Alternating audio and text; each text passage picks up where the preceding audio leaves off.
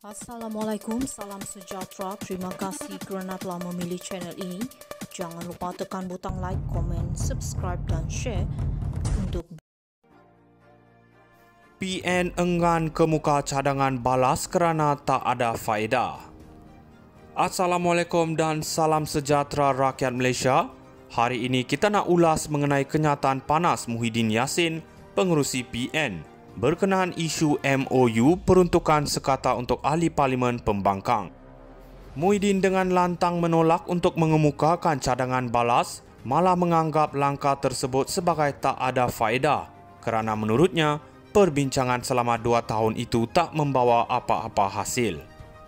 Muhyiddin menyindir kerajaan dengan berkata, kalau orang kebuluran nak makan, dalam 2 tahun dia dah mati. Pedas betul sindiran itu. Jadi persoalannya sekarang, adakah kerajaan sengaja melengah-lengahkan perbincangan ini atau adakah PN yang terlalu keras kepala? PN memang ada poin di sini. Mereka berpendapat bahawa peruntukan kewangan sepatutnya diberikan secara adil tanpa perlu melalui MOU. Dan Muhyiddin juga tak lupa nak mengingatkan semua bahawa sewaktu beliau jadi Perdana Menteri, kerajaan PN bagi peruntukan kepada semua ahli parlimen tanpa syarat. Tak payah MOU, tak payah CSA, semua dapat. Tetapi kerajaan sekarang memperkenalkan syarat-syarat yang agak pelik seperti melarang penggunaan isu 3R, Race, Religion, Royalty dan mewajibkan pengisytiharan harta. Jadi adakah syarat-syarat ini memang dibuat untuk menyekat PN atau sebenarnya wajar demi ketelusan? Kenapa penting sangat peruntukan ini? Sebab ahli parlimen tak kira kerajaan atau pembangkang perlukan dana untuk jalankan kerja-kerja untuk rakyat di kawasan masing-masing. Kalau kerajaan hanya salurkan dana kepada ahli parlimen kerajaan, maka siapa yang rugi? Tentunya rakyat yang diwakili oleh ahli parlimen pembangkang. Muhyiddin cukup bijak bermain dengan naratif ini. Siapa yang merugikan rakyat? Kami, merekalah kerajaan. Tapi mari kita lihat dari sudut lain. PN menolak draft MOU ini secara terang-terangan dan pendedahan butir MOU kepada umum jelas menunjukkan bahawa PN memang tak puas hati dengan syarat-syarat yang dikenakan. Adakah ini satu langkah yang bijak atau sebenarnya PN takut untuk terikat dengan syarat-syarat seperti pengisytiharan harta? Kesimpulannya, isu peruntukan ini bukan sekadar soal dana semata-mata. Ia lebih kepada pertarungan kuasa politik antara kerajaan dan pembangkang dan rakyat yang menjadi mangsa di tengah-tengah. Soalannya sekarang, adakah kerajaan akan terus berkeras dengan syarat-syarat mereka atau adakah PN akan mencari jalan lain untuk pastikan rakyat tak jadi mangsa? PN enggan kemuka cadangan balas kerana tak ada faedah. Assalamualaikum dan salam sejahtera rakyat Malaysia. Hari ini kita nak ulas mengenai kenyataan panas Muhyiddin Yassin, pengerusi PN, berkenaan isu MOU peruntukan sekata untuk ahli parlimen pembangkang.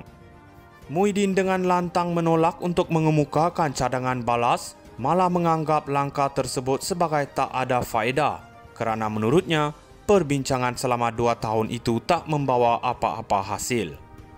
Muhyiddin menyindir kerajaan dengan berkata, kalau orang kebuluran nak makan, dalam 2 tahun dia dah mati.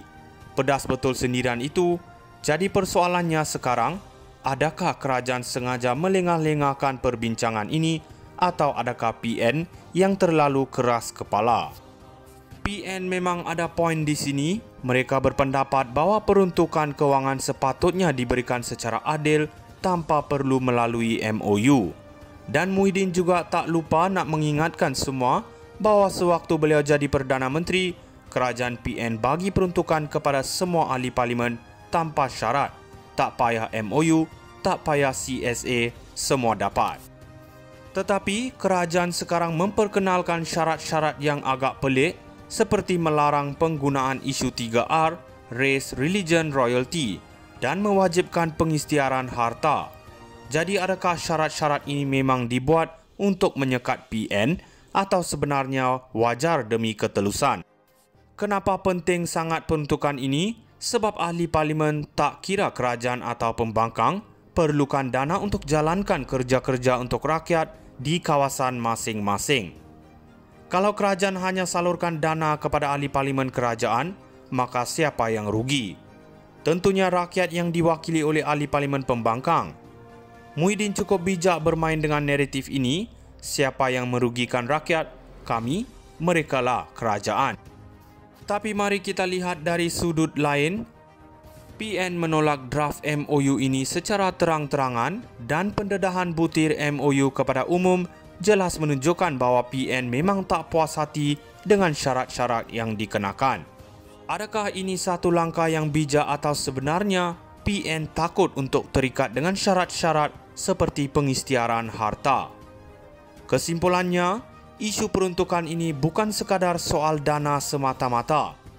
Ia lebih kepada pertarungan kuasa politik antara kerajaan dan pembangkang dan rakyat yang menjadi mangsa di tengah-tengah.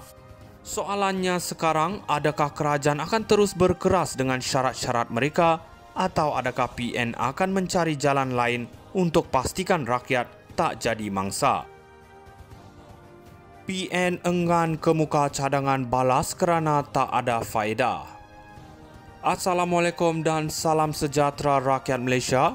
Hari ini kita nak ulas mengenai kenyataan panas Muhyiddin Yassin, pengerusi PN, berkenaan isu MOU peruntukan sekata untuk ahli parlimen pembangkang. Muhyiddin dengan lantang menolak untuk mengemukakan cadangan balas, malah menganggap langkah tersebut sebagai tak ada faedah kerana menurutnya perbincangan selama 2 tahun itu tak membawa apa-apa hasil. Muhyiddin menyindir kerajaan dengan berkata, kalau orang kebuluran nak makan, dalam 2 tahun dia dah mati. Pedas betul sendirian itu. Jadi persoalannya sekarang, adakah kerajaan sengaja melengah-lengahkan perbincangan ini atau adakah PN yang terlalu keras kepala? PN memang ada poin di sini. Mereka berpendapat bahawa peruntukan kewangan sepatutnya diberikan secara adil tanpa perlu melalui MOU. Dan Muhyiddin juga tak lupa nak mengingatkan semua bahawa sewaktu beliau jadi Perdana Menteri, kerajaan PN bagi peruntukan kepada semua ahli parlimen tanpa syarat. Tak payah MOU, tak payah CSA, semua dapat. Tetapi kerajaan sekarang memperkenalkan syarat-syarat yang agak pelik seperti melarang penggunaan isu 3R, race, religion, royalty dan mewajibkan pengisytiharan harta. Jadi adakah syarat-syarat ini memang dibuat untuk menyekat PN atau sebenarnya wajar demi ketelusan? Kenapa penting sangat peruntukan ini? Sebab ahli parlimen tak kira kerajaan atau pembangkang perlukan dana untuk jalan